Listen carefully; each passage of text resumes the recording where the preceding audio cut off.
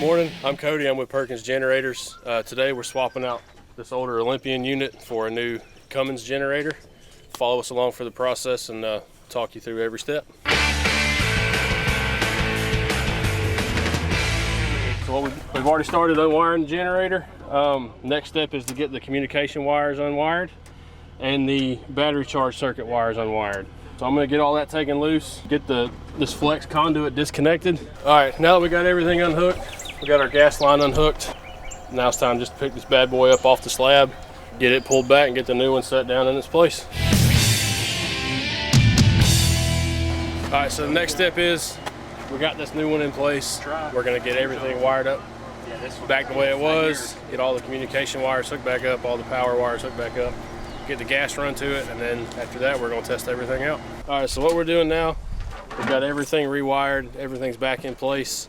Now we're just adding our wireless monitor to the generator where it'll send out emails and text messages every time the generator comes on run, every time it shuts off, let the customer know the status of the generator basically.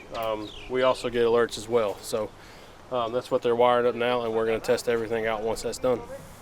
All right, so the new generator's in place, it's all gassed up. We've got the preliminary testing done on it. So now what we're gonna do is we're gonna test it, make sure it's operational with the house.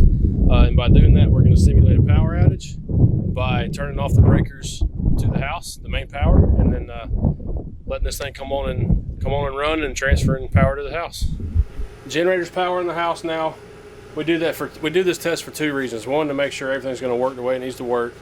And two, on an older installation like this where there's existing transfer switches, we wanna make sure the switches are communicating with the generator and vice versa. So right now, there's two identical switches. Right now, the generator's power in the house like it's supposed to be. Utility power goes out. Transfer switches tell the generator to crank up and run.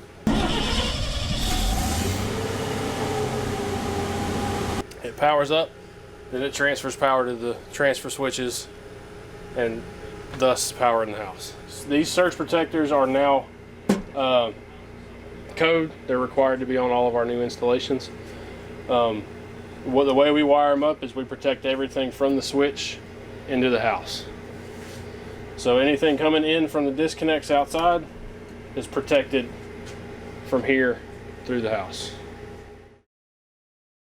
Thank you for watching. Check out our videos. We have more training videos online that'll show you exactly what we do at Perkins Generator Sales and Service.